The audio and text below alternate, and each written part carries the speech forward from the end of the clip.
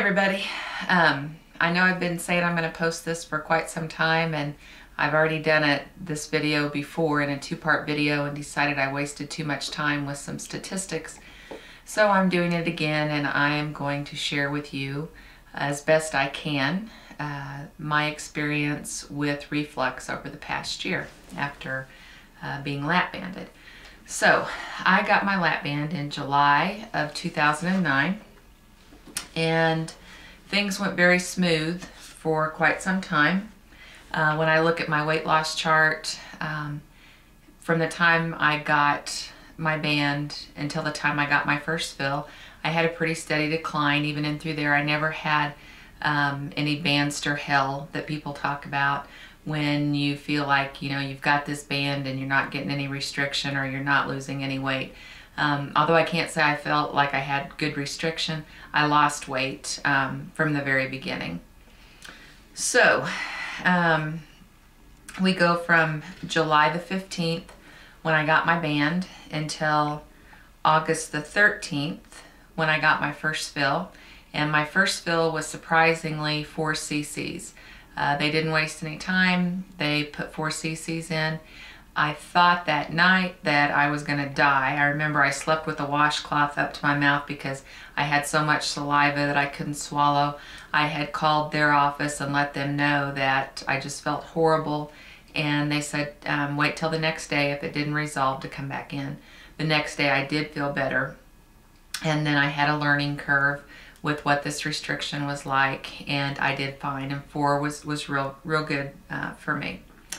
I had that until August the 13th, and then I went in and, October the 13th, which was exactly 2 months after my first fill. I got my second fill, and they put in 1.5, which took me to 5.5 cc's. I did very well with 5.5, at least I thought I did. I thought that was my sweet spot. In retrospect, possibly it was too tight. Maybe that's what led to some of these issues, I'm not sure. But I lost at a very good pace at 5.5 cc's. And I felt like I was taking in a good amount. I was hitting my protein, getting in most of my water, and I thought things were going well. I did PB quite a bit. At certain times it seemed like I'd go in spurts and my band would be tighter maybe certain times of the month or something like that, and then I'd go for a while and I didn't feel too tight at all. So around February, which would be about 1 year ago, and I would have had my band at that time 7 months, I started having some pretty significant problems with reflux. I'm going to look at my notes so I stay on track. Let's see. First of all, I want to say that I did not have heartburn, and my reflux was not acidy. So I didn't have any of it through the daytime. Through the daytime, I felt normal when I ate and with my restriction. Like I said, I did have PB sometimes and a lot of sliming. Usually it was towards the evening meal when I had that problem. And things that were worse for me with the sliming, of course, were like whipped cream and ice cream and things like that. I've mentioned that before. Turkey, ground meat, things like that didn't seem to be much of a problem. But anyway, I want to describe a little bit about what the symptoms are like when I did have the reflux. Like I said, I didn't really have heartburn. It didn't burn. I didn't feel like I had heavy weights on my chest or anything like that, and I had no symptoms through the day. When I would go to sleep at night, I would lay my head on the pillow, and I might lay there and catch myself drifting off and catch a glimpse of the clock. And let's say the clock said 10:15. About 10:22 or 10:23, I would wake up and I would have had the reflux symptoms. So, and that's consistent. That it's always been that way. So in other words, as soon as my muscles relaxed, that's when I'd have the reflux problem. And again, it wasn't acidy. It was just whatever was in my pouch that I'd eaten earlier. I tried not to eat after 6 o'clock. Sometimes that would work. I bought a wedge probably, I think it's a 7-inch wedge. Tried sleeping on that because with typical reflux, if you elevate the head of your bed with bricks underneath it or a wedge, that usually helps. That did help sometimes. The worst problems I had, I will have to say, were my fault, because I knew if I ate at 8 o'clock at night, I was probably going to have reflux. So there were times when, for whatever reason, I couldn't resist. Even if I drank water at 8 o'clock at night, I was going to have a worse problem with the reflux. At the very minimum, the reflux problem was just sort of a bad taste that I would wake up, and this was sometimes not even just after I fell asleep, but later in the night, I would realize that I had like a taste in the back of my mouth, but it hadn't really come up in a significant amount.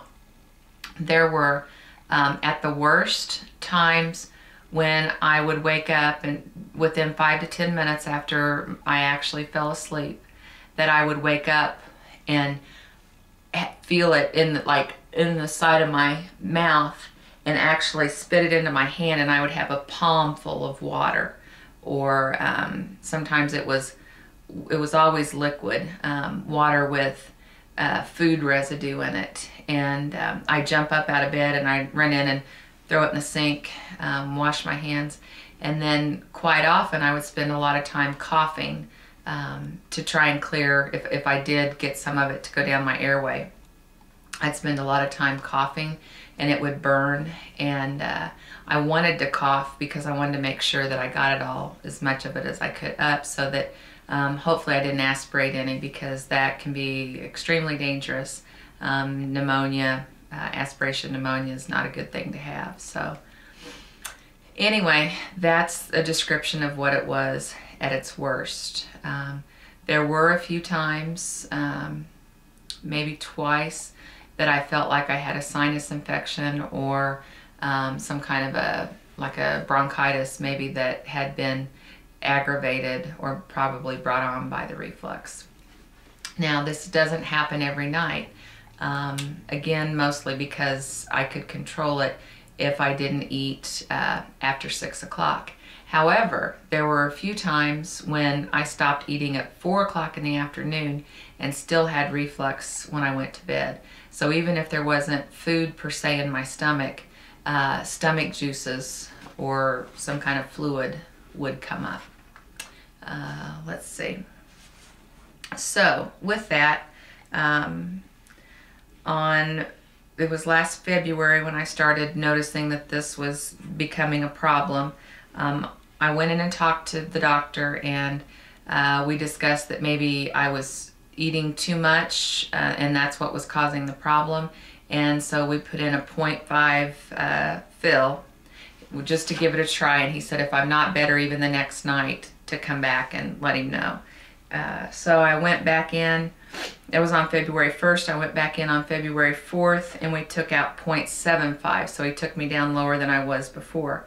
Then this probably didn't help, but in April of last year, I had a gynecological procedure done and was going to be under anesthesia, so we took out 0.75 cc's. And of course, then I only had 3.75 cc's in my band, and I had absolutely no reflux, which was good. And on April 20th, about 2 to 3 weeks later, I went in, they put in 1 cc, and it took me to 4.75. Felt like I was doing fine.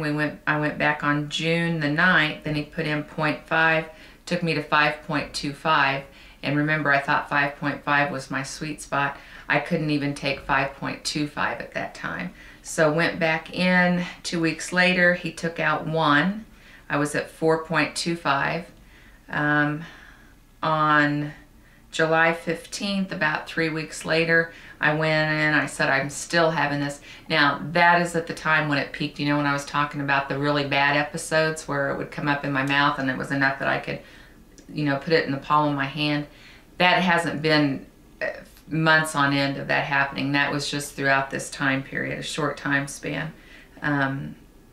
So we took out 2 cc's, and I had 2.25 cc's in my band from July 15th until August 1st, we wanted to start putting a little bit back in. This goes on in, out, in, out, in, out. And he did about 6 or 8 weeks ago, we did some tests and it appeared that my band was in place. He has told me when I went in this week to take the cc's out in preparation for my brachioplasty surgery this week. He did tell me that we're going to do a barium swallow after I'm recuperated from this surgery and see if we can tell what's going on. So let's see. I guess, you know I have reflux. The biggest question is why. And probably from what all I read, I would assume that it's from a stretched pouch. And could it be from overeating? I would assume so, because I'm not perfect. I don't always just stick to 1 cup, especially at times when I've had less fluid in my band. I'm pretty good about it, but I can't say that 100% of the time I followed that rule. I can tell you that I have not once since I've been banded had Advil or any of those things that I'm not supposed to have. I don't drink acidic drinks like Crystal Light and things like that. I rarely, if ever, have those, which could, lead more to erosion, not stretching of the pouch. I don't drink soda or carbonated drinks. Maybe once or twice, a few sips. I just really follow most of the rules, except there's times when I've overeaten. I mean, that's probably why I PB'd at the time, even though what overeating is for me now isn't what it was before. Before, overeating would have been eating 2 plates this big. Some days for me, overeating was eating a cup of food. It just depended on how tight my Nellie wanted to be that day. Let's see, what else? The good news is that we can control the reflux if we do take fluid out. The bad news is if my reflux is under control, I don't seem to have the restriction level that I want. But the key might lie there, that I may have to rely more on my own self than what I have in the past, because I've relied a lot on my band. So I may have to have 2 cc's in my band and just have more willpower, which is a little bit frustrating because that's why I got the band, is to have the restriction and to help limit the amount that I could eat. Let's see, what else is in my notes here? For as much as my surgeon's office preaches all the rules and stresses them, it's almost like, I literally had to take a test, that I knew what the rules were before they would band me, and trust me, I know the rules. But it seems like afterwards, there's not a lot of emphasis on some of the things I think that there would be. Not necessarily pertaining to the rules, but sort of. For instance, I've had this going on for a year now, and it's just now that they're thinking that they want to do the barium swallow and take a look at my pouch and how my food is journeying through the system there.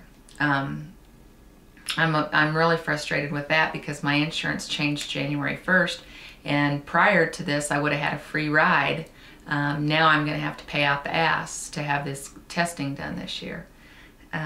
They seem to think that stretching your pouch is fairly uncommon and that it doesn't happen as often as what people might think. And so therefore he's doubted that my band or that my pouch has been stretched. But he did say this week that that would be the next step, that we would do that testing. So I think I've covered everything that I wanted to cover. Some of the most important things I wanted to point out was that no, I do not have heartburn. I do not have a burning acid with this reflux. It happens right when I drift off to sleep. It brings up the content of what's in my pouch. Doesn't happen in the day. One other weird thing that I've had happen a couple times is that I've had a lot of smelly burp gas episodes that last for about 24 hours. That's happened maybe 3 times in the past year. It's rather unpleasant because of the taste and the foulness of the burping. It's almost like if I'd had a stomach bug, so I don't know if that's it or if it's related to this. I think I covered everything that I wanted to cover. I think it seems to be a mechanical problem, if that makes any sense. A physical, mechanical type thing. It doesn't seem to me that the, oh, I didn't mention this, I take Prilosec OTC, and to me that doesn't really seem to help. I think that it's more of a physical, mechanical, some flap or something in there, or maybe it's just flat out that my band doesn't need to be as tight as I have it. I mean, maybe that's what it's proving, is that the food doesn't pass as well as it should.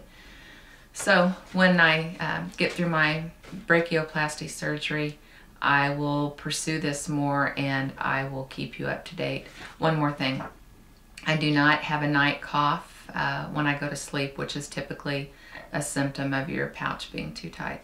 I do, however, sometimes sound like a farm animal. I don't know if you could hear that. I ate supper a little bit ago, and sometimes there's gurgly noises that happen. So anyway, that's the story. I hope that answers some of the questions that everybody's been asking me for a while, and if not, please send me a message or do a video response with your questions and I will definitely get back. Bye.